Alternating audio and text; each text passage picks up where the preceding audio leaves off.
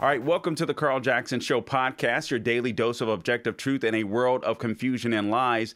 I'm joined by Jenny Beth Martin of Tea Party Patriots. She's here with me to react to the Iowa caucuses last night, the results of that. Jenny Beth Martin, welcome to the Carl Jackson Show podcast. It's an honor to have you on. Thank you so much for having me, Carl. All right, absolutely, and I appreciate you getting up so early. Well, actually, you appear to be ready for the day already. It probably took me longer to get ready this morning than it took you, Jenny. So I've anyway. been known as a person who doesn't sleep, so that kind of works in my advantage early in the morning. Oh man! All right, so it's weird. I go to bed late. I have a really hard time sleeping, but anyway, it's an honor to have you on. Okay, so let's get your reaction. We were talking a little bit offline.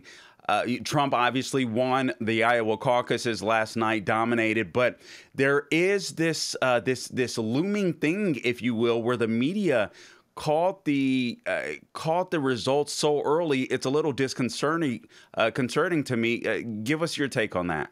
Well, first, I congratulate President Trump. I'm not surprised by the result. I'm very glad that he won. He won decisively. I think the same thing is going to happen in New Hampshire. And then Nikki Haley and Ron DeSantis need to make some tough decisions about whether they're in this for the right reasons and what they're going to do next.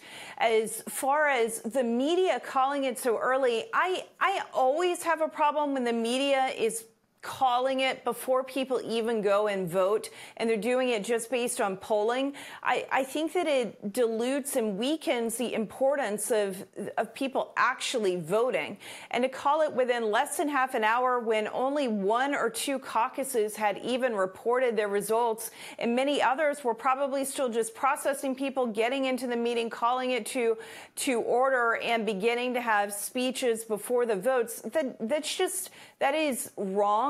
And then for two reasons. One, the DeSantis people were complaining about it. They were concerned it might have made some of their people leave and go home. The media also set this really high bar for Trump. He couldn't just win. He had to win by over 50%. And by calling it so early, there may have been Trump people who could have left as well.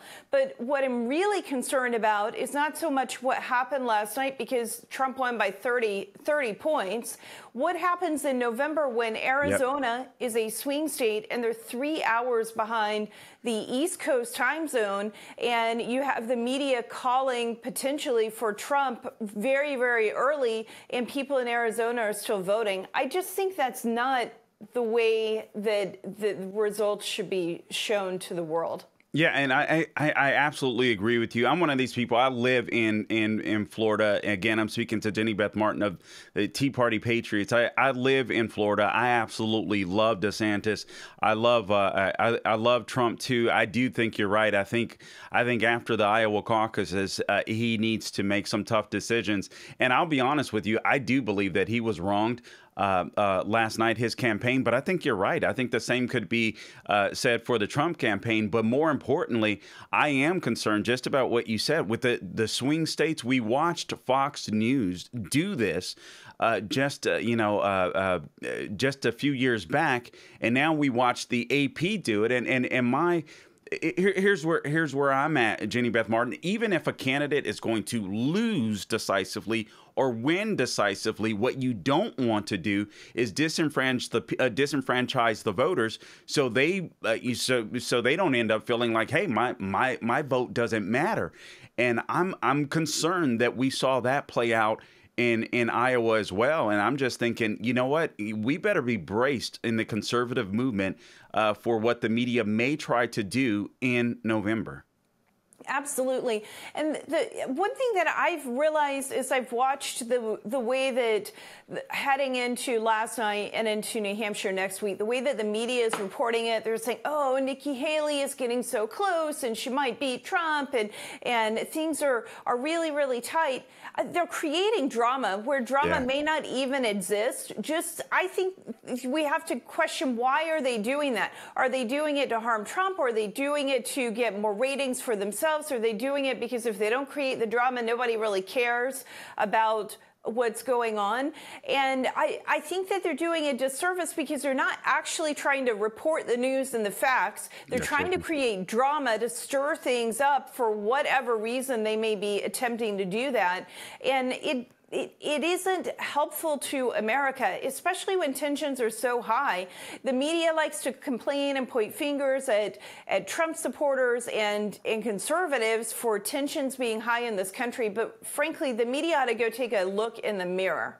Yeah, I absolutely agree with you. And this whole thing, listen. Nikki Haley spends so much money in Iowa. It's absolutely ridiculous. She's doing the same in New Hampshire. I do believe that the media is trying to prop her up.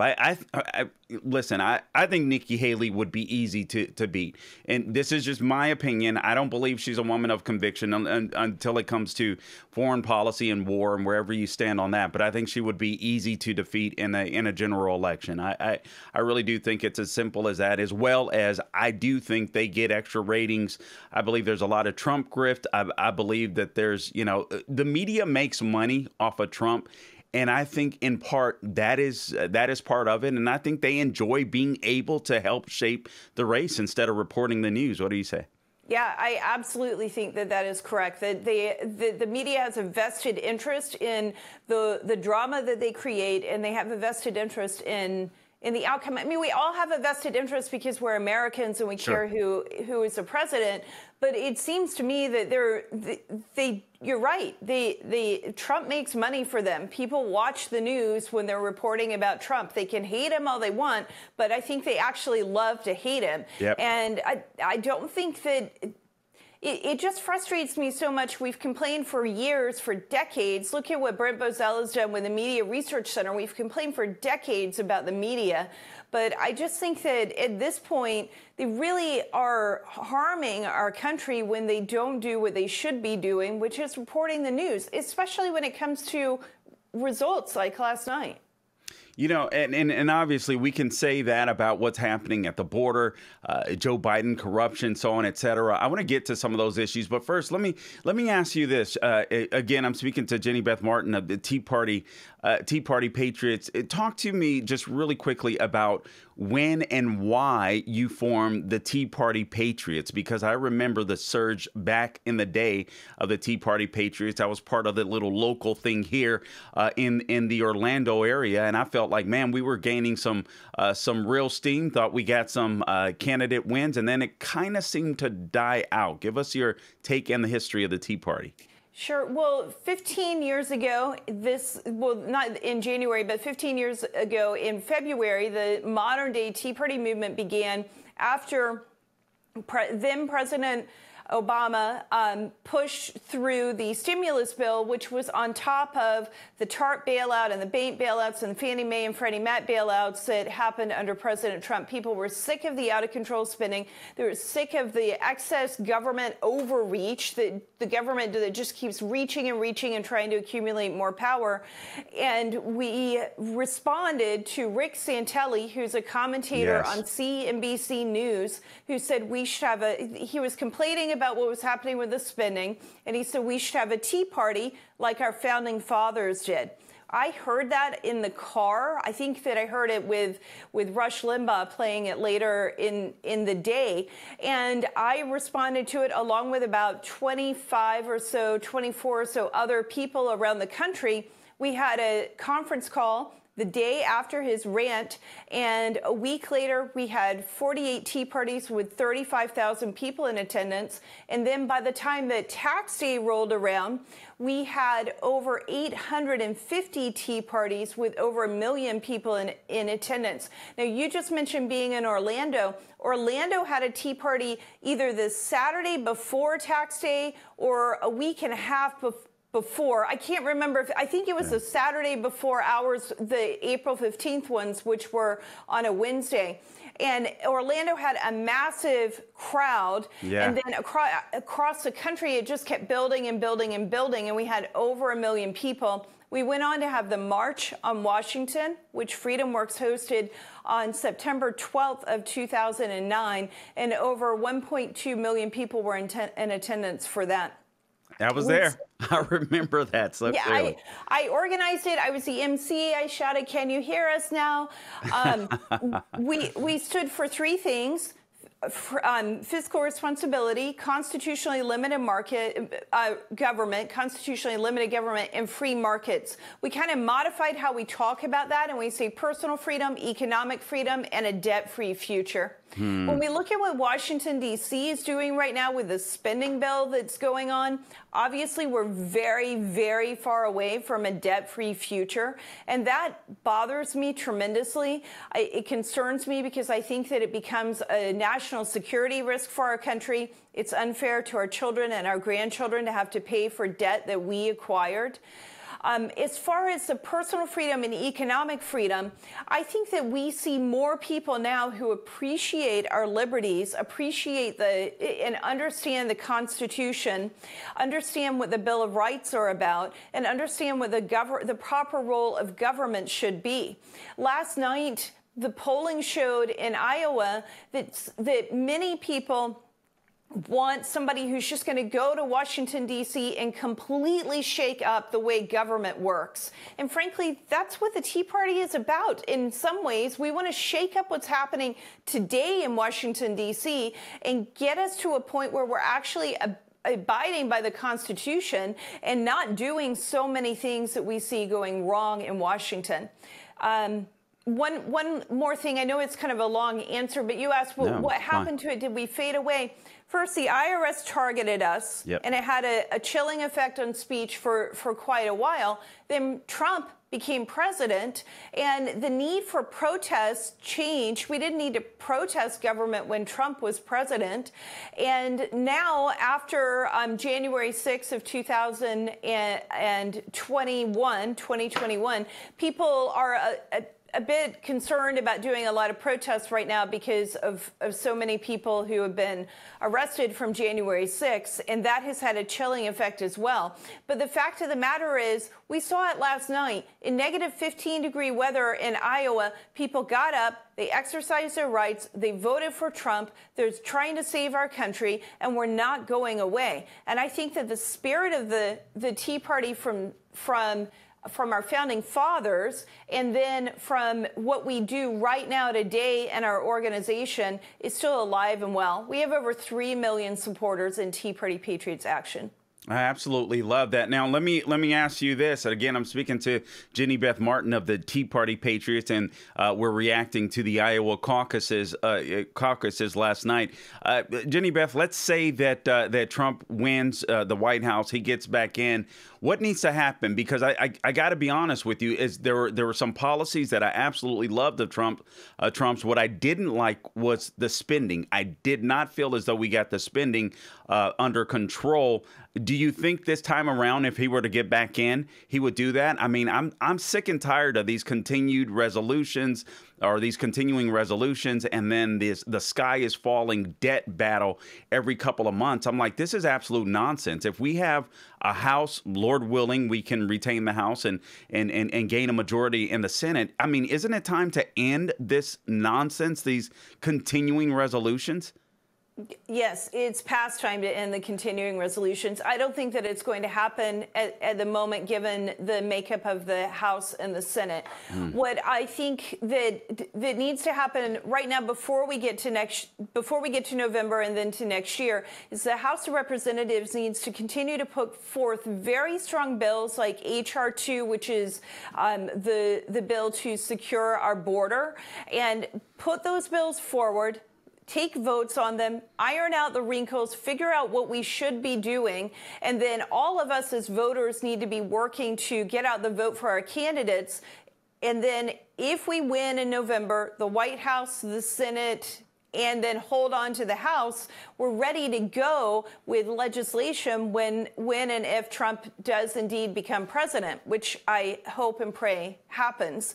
I don't want to see in 2025 a repeat of what happened with the attempt to repeal Obamacare, where there was no legislation and it never ultimately happened, and we had Senator John McCain preventing that from happening. So I don't want to see a repeat of that, which is why I think the House needs to continue to put forth legislation right now and prepare the way. And then when and if Trump is president, on day one, the first thing that has to happen is he's got to issue the executive orders to reverse what Biden has done at the border. That's the very first thing. The border has to be secure. If we don't have a border, we don't have a country. And the invasion that is happening there is harming our country. Yeah. Go ahead. And then work on codifying the law related to the border so that we close the loopholes and we do fix the problems so that another president can't just come in with a stroke of a pen and change things. And then as far as spending goes, I think that I haven't seen in my lifetime, maybe there has been one, but I've never seen a president who cuts spending and cuts taxes at the same time. And I think that if we had a president who did that, our economy would flourish in a way we can't even imagine because we've never seen it happen. What President Trump did so well was cut taxes and grow the economy. And we saw what that means. Like, I knew that it could happen because I was a teenager and a child when President Reagan was president. So I knew theoretically it could happen. But seeing it as an adult is completely different. Yeah, I mean, it's so true. And I feel like we don't have a choice. I think, I mean, the economy, listen, the economy was absolutely amazing under former President Trump. And I think, oftentimes we neglect to put in the work. I mean, the economy is booming. Okay, yes, let's cut taxes. Let's stop the government spending or slow the government spending. And that didn't happen. If he were to become president, that absolutely needs to happen. And I hope people will keep the pressure on. I mean, as much as I love Trump, I think I view him a little differently than some conservatives. I always look at politicians. I don't care who it is, Trump, DeSantis, whomever. I truly believe the Constitution. It is we the people, and they work for us. One of the things that I do love about President Trump is his personality. He's a bulldog, if you will, and I believe that conservatives need to hold him accountable too and say, make sure you get this done if you get in office, because you're exactly right. I love the fact, Jenny. I got to tell you, Jenny Beth Martin, I get so discouraged sometimes by some people in the conservative movement. I can't tell you how long it's been since I've had someone mention Obamacare before I have. I mean, just being completely real. And I'm like, do you guys not realize that healthcare has been not destroyed in America, but in a sense, I mean, I know a lot of doctors.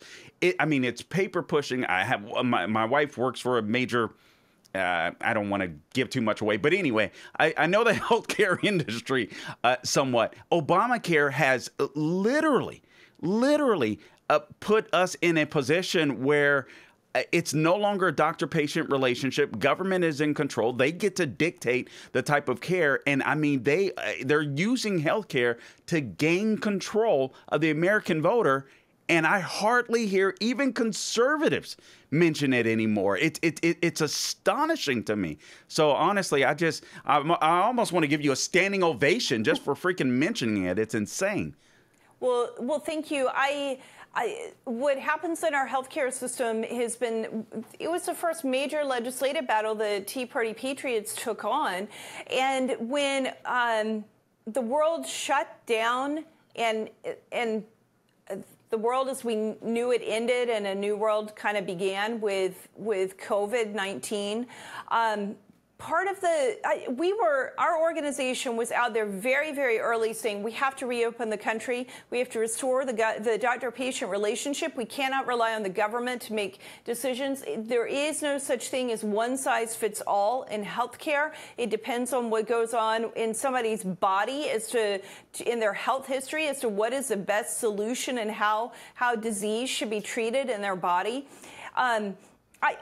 We knew all of that because those were the things we were standing for when we stood against Obamacare and for healthcare freedom. We haven't stopped standing for that. Obamacare did not make healthcare affordable. It made it even more unaffordable, and more or worse than making it unaffordable.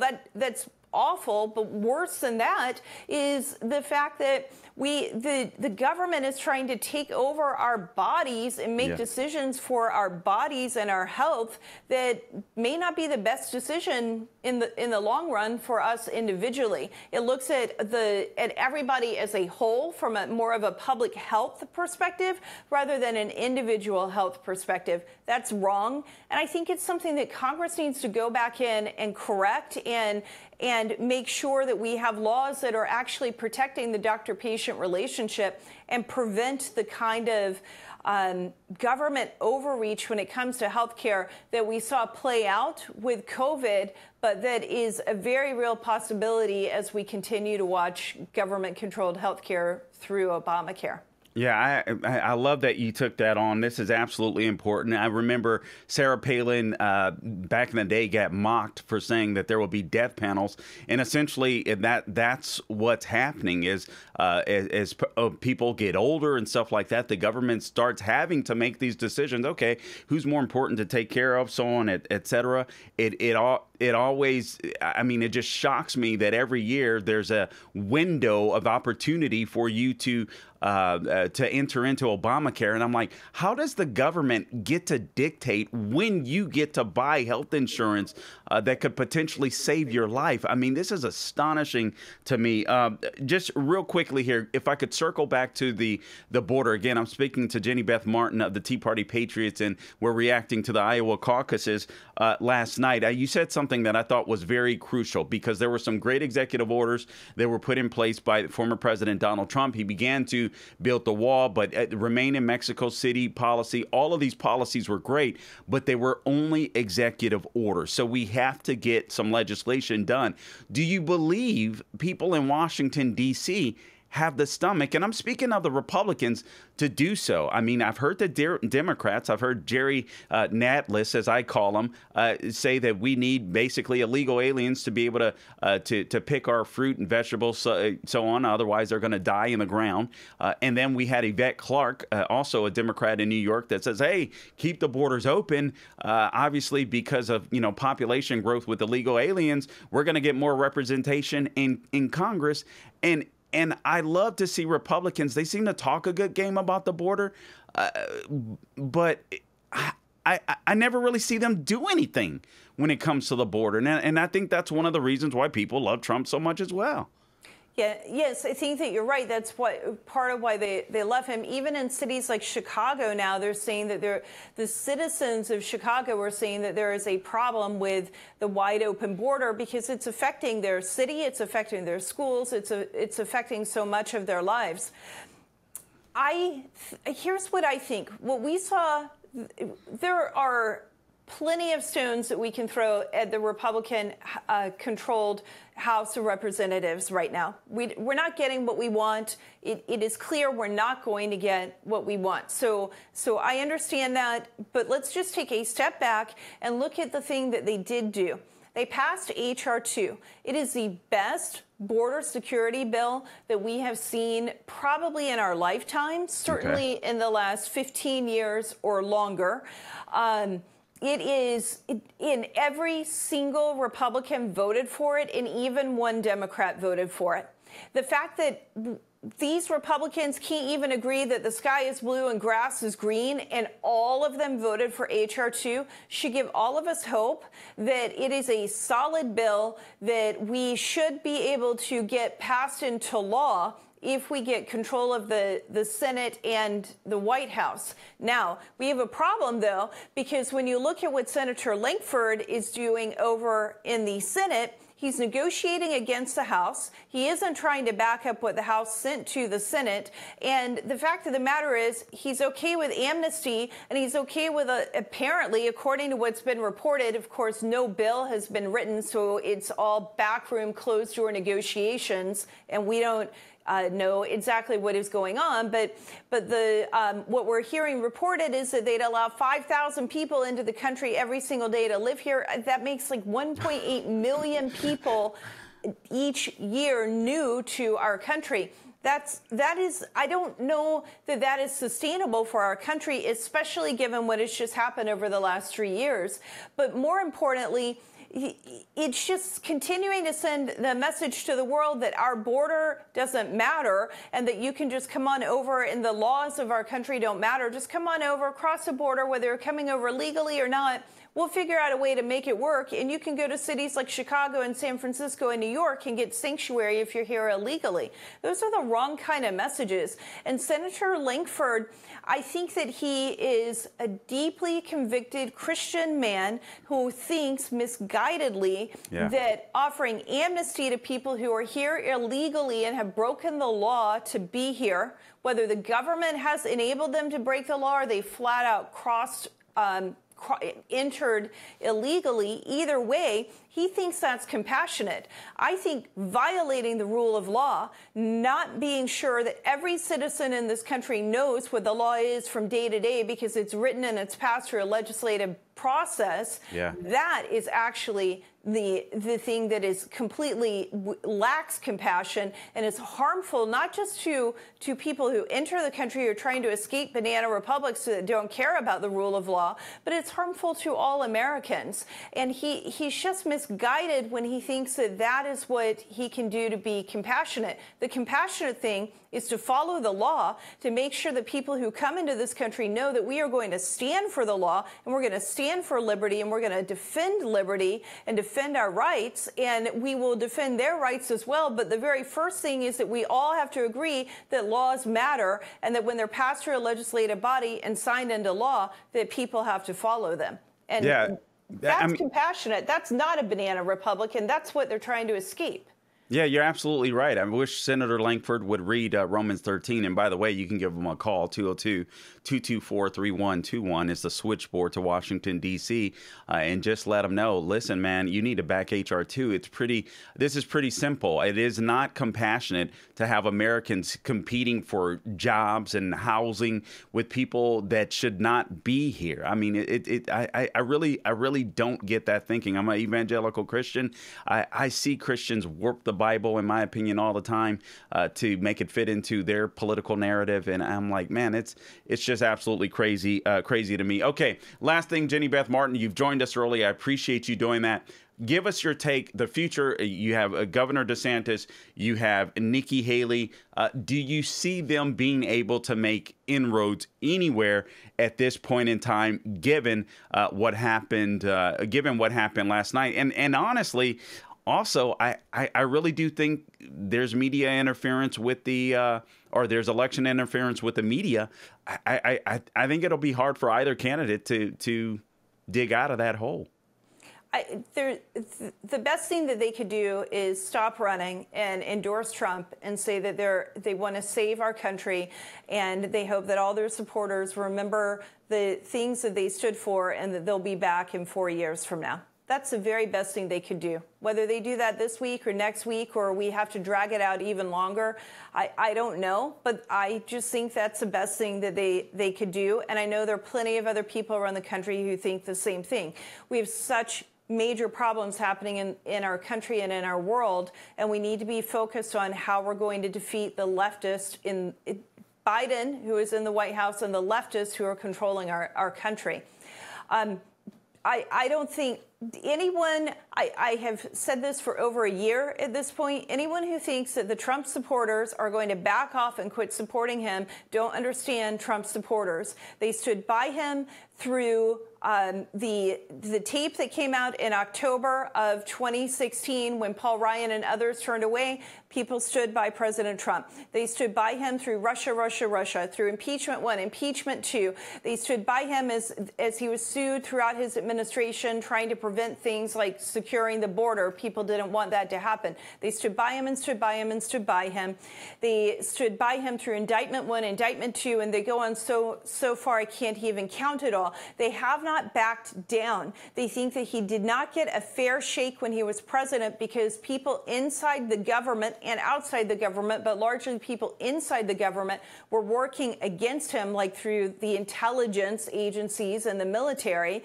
And they want this man to be able to be president and to be president the way that other presidents are, without that kind of interference from unelected bureaucrats. Yeah. And they're not going to back off. They're simply not going to back off, and people who are running for office and think that his supporters are going to turn away from him do not understand and are completely out of touch with Americans who want to make America great again. This is what I say, and this is my opinion. I really do believe in that. I've said up front, I absolutely love DeSantis. I love Trump too. I do believe that DeSantis is the most conservative Republican that I've seen, frankly, since I've been involved in politics. But I think you're absolutely right. There is I think what his campaign didn't get from the beginning, and I don't think Nikki Haley cares. I really do believe, this is just me. I don't mind. I don't like to hear a lot of bashing on DeSantis. I'll be, people are like, oh, you're just DeSantis. And I'm like, no, I want this guy to have a future in the Republican Party because I really do believe he is the strongest conservative that I've seen. However, I do believe that with Trump's personality, as long as the voters hold him accountable, he can get a lot accomplished because that guy has a backbone of steel. But what the other campaigns didn't get was it wasn't that they were running against Trump. It's that they were running against, if you will, metaphorically speaking, justice. And the people wanted justice for former President Donald Trump. And I don't know how you break through that. Yeah, I think that you're exactly right. People do want justice for President Trump. I love DeSantis. I do want him to have a future in the Republican Party, and I'm not one who piles on and bashes him because I think he's been a great governor and he's shown America what the difference between liberty versus tyranny, and I appreciate that about him. So he's run his campaign, but now it's time to look at the field. He did come in second, but Trump came in 30 points ahead of him. So let's pay attention to what's going on and where we're headed. And they're tough decisions, and he and his family and his campaign will have to make those decisions. Nikki Haley was bashing Trump last night, and I think that what many people don't understand is that when you're bashing Trump, oftentimes what the supporters of Trump hear is not that you're bashing Trump, they think you're bashing them. Sure. And I think that she wound up, whether she intended to or not, insulting people who if she actually became the nominee, which is not going to happen, but let's say that something went really wrong and she did, then how are those people going to go back and vote for her? She's been bashing the people who she would need to support.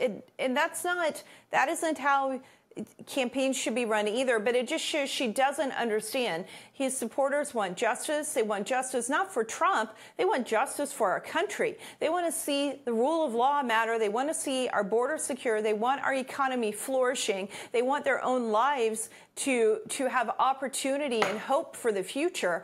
And that's what they're voting for. They want to save our country. And it's time that we all work between now and November to do everything we can to get out the vote, to make our case for the future of our country to our friends and family and save America. Yeah, I will have this slight disagreement with you at the end, Jenny Beth Martin. I don't think Nikki Haley cares. I really don't. I hate to say this because I hate bashing Republicans, but I'm sorry, there are some Republicans, in my opinion, that deserve to be bashed, and I think Nikki Haley is one of them. I do believe that this is a lady that, she is, in my opinion, she is absolutely obsessed with power. She's obsessed with creating her own narrative. This is a lady that couldn't even answer a question as to what a man or just dodged a question as to what a man and a woman is. This is a lady, in my opinion, that absolutely has no conviction. And I'm so tired of Republicans that have no conviction. I have to be careful what comes out of my mouth. But if she were to, by a miracle, become the nominee, I understand what we're up against the left. I would have a hard time voting for a Nikki Haley type candidate. And I will say this, if she were to become the vice president or a presidential nominee, I would have a hard time voting for a Trump ticket. Just because I believe Trump basically, in my opinion, has about a year, maybe two, to get stuff done, and were he to become president. and then you'd hand it off to somebody like Nikki Haley that I think eventually would just lose ground. And I am just not down for that. No, I don't think that her policies are right for America at all. The good thing about last night is that she only got 19% of the vote, and that means that 81% of the voters in Iowa, and I think that it's probably reflective of most conservative Republican voters around the country, want a candidate who puts our country first and understands the Constitution and cares about the country, because the people who are voting for DeSantis and Trump, DeSantis and Vivek Ramaswamy also care about the same things that Trump cares about. I don't think that the people who are voting for those two candidates hate the policies that Trump stands for. Yeah. Absolutely right. And I wonder how many Democrats crossed over to vote for Nikki Haley. I really do. But anyway, go ahead. That'd be interesting to see in the days and weeks to come. Yeah, certainly would be. Listen, Jenny Beth Martin, I appreciate you taking the time. Know you're a busy woman and you got some things to do. So thank you so much for joining us today. I do have to mention this because I totally forget. Today's show is brought to you by MyPillow.com. Please click on the radio podcast square at MyPillow.com. Enter my name, Carl, C-A-R-L. All right. Or you can give them the call, 800-858-0263. 800-858-0263. Mike Lindell has been facing an onslaught from mainstream media and from left wing, from the left, trying to absolutely destroy his company. But there's American jobs, American manufacturing, great products, great specials and sales right now. MyPillow.com, promo code Carl. Spell it with a C. I spell it the correct way. Only communists spell it with a K. Just kidding. But anyway, all right. So Jenny Beth Martin, thank you so much for joining us today. Really appreciate you. It's really been a pleasure to meet with you and talk with you. I've admired you from afar for quite some time. So it's just an honor to be able to have you on today. Thank you so much for having me. Absolutely. Thank you.